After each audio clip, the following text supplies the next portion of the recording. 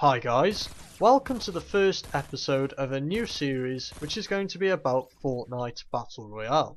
I've been having a lot of fun with this game, but it has got quite a steep learning curve.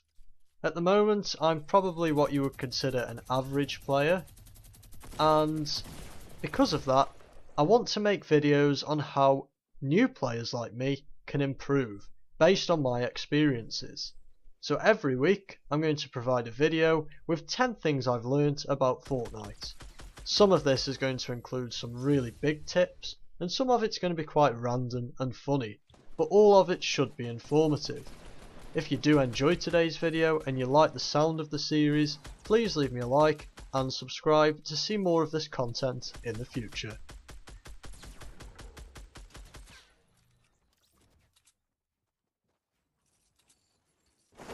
The first thing I learnt on Fortnite this week is probably the most important thing for newer players that I'll show on today's video.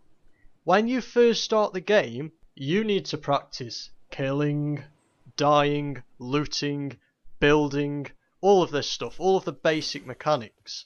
And to do this, you need to just jump out of the battle bus as soon as you can, and just go where you think the busiest place will be. This might sometimes be Tilted Towers, Pleasant Park, Retail Row. Jump in, have a go, die, kill, whatever. You will learn by doing this.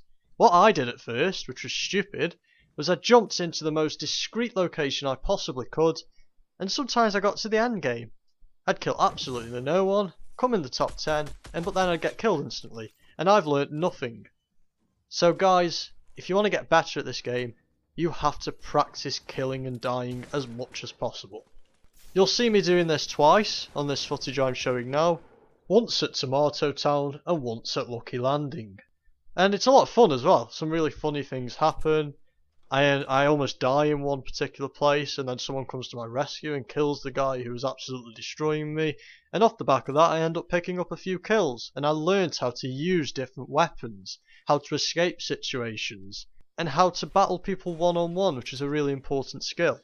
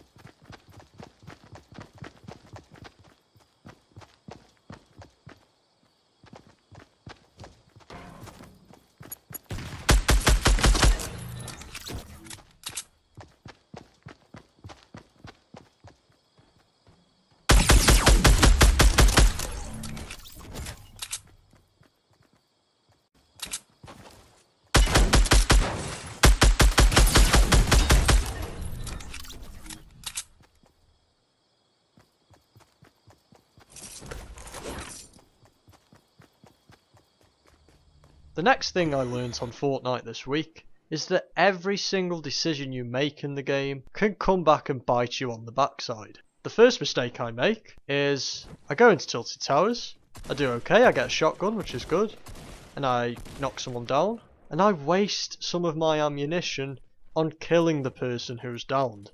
There's absolutely no need to do this. I can either wait and try and take out his teammates, which I eventually do, or I can just hack him down with my pickaxe if I feel comfortable doing that. I don't realise I've made a bad decision, I think I'm doing okay. I go into the next room, again I've got the advantage using the shotgun, and I kill his teammate. Again I waste the rest of my ammo shooting him when he's downed, I even miss a shot, which is just awful. And then I realise I've got no shotgun ammo left, and I'm left in the same situation as the person I've just killed, with only a hand cannon, which is very difficult to use at short range. Then I get all flustered and panicked. I start running down the stairs, I can hear people all around me. I even miss the chance to pick up another shotgun and some other weapons because I'm panicking so much.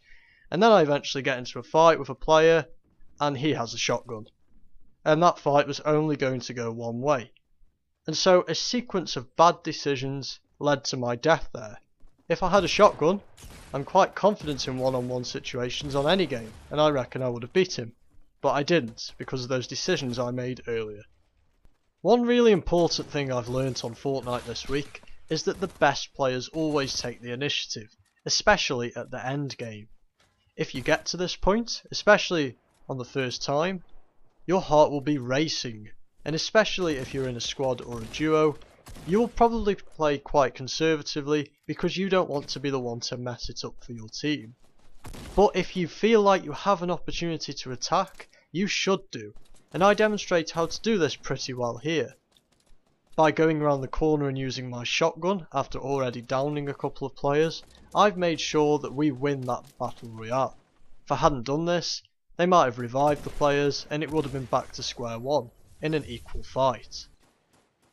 The next thing I learnt on Fortnite this week, I guess is quite random in many ways, but having looked back on the footage, it's really quite comical what I do here. If you're in a fight against another squad or against a duo, your priority is to take all of them out before you even consider picking up loot or reviving your teammates. You've got to kill the people in front of you. In this clip I get excited because I've killed someone, he drops some loot, and suddenly I go into tunnel vision. I literally walk in front of some of their enemies. You'll probably see this if you look at the side of the screen. I get killed, obviously, and my teammate has absolutely no chance. One of the first things I learnt on Fortnite this week was that cliffs were my biggest enemy at the start of this game. Guys, just 2 tips. First of all, you can build down cliffs by putting flat pieces beneath you as you jump off one, and it will attach itself to the cliff. Or, if you think you can slide down, go down backwards. They're the only 2 tips you need, and clearly I didn't know this, as this clip demonstrates.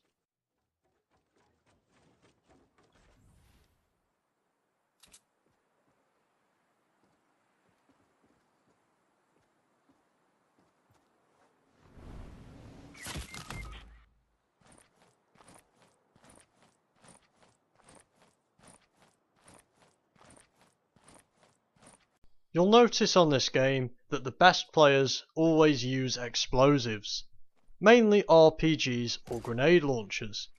But when you first start out, these weapons can be really hard to get a hold of. The next best thing, which is easier to find, are grenades. They're a little bit underrated in my opinion, but they are fantastic for taking down structures as well as players, as this gameplay demonstrates.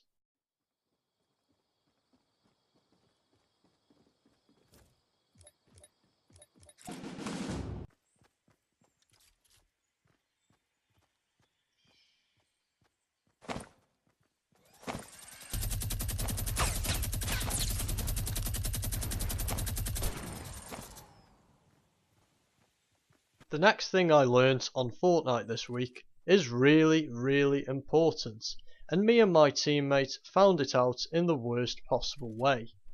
You have got to make sure you have building materials at the end game. As you can see in the clip, there was only 1 person left against me and my teammate, and so we should have had an advantage. However, the enemy had built his own tower, and we had nothing we could do about this. We had no building materials. If we had, we could have tried to rush him, going 2 different ways, and I probably would have given us a slight edge. But alas, we had nothing, and we got punished for it. You've got to prioritise those building materials if you want to win.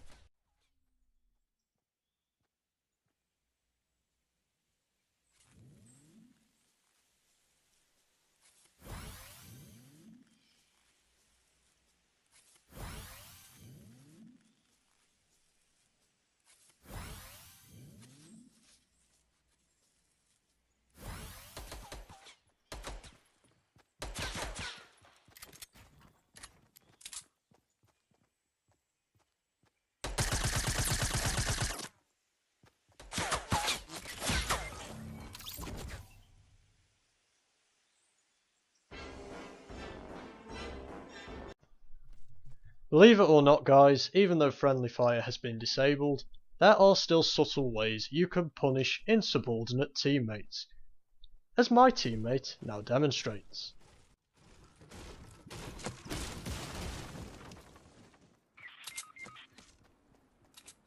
For those of you who don't already know, I am absolutely terrible at building on this game. I just can't do it. I know the basic principles, but I can't build very fast, and when I do try to build, walls end up going up in all the wrong places, as do ramps. However, you should always at least try and practice this part of the game. It's absolutely key to success in this game. And if any of you watch some of the great YouTubers who play it, you will understand why. In this next clip, my building is by no means polished, but I'm trying my best to use it to give us an advantage, and I think I do this pretty well here. The more you do this, the better you'll get at it, and you'll get better at the game as a result.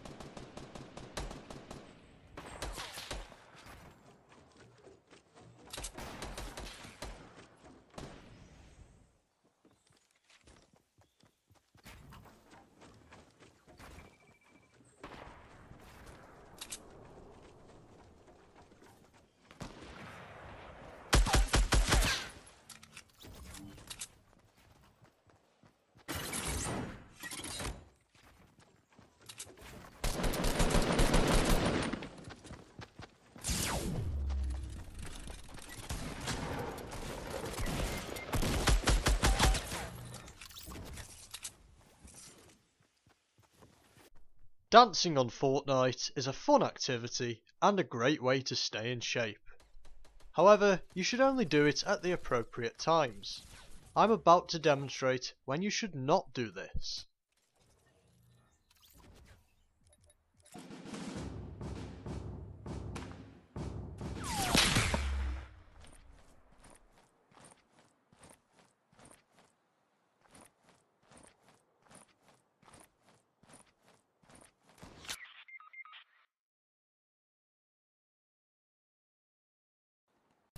That's going to be it for today's video, guys. I hope you've enjoyed it. Please leave me a like and also subscribe if you have. Please also leave me a comment. Even if you want to ridicule some of my terrible gameplay, that's fine. Next week I'm going to be doing the same thing again, but hopefully you will see a marked improvement in my gameplay.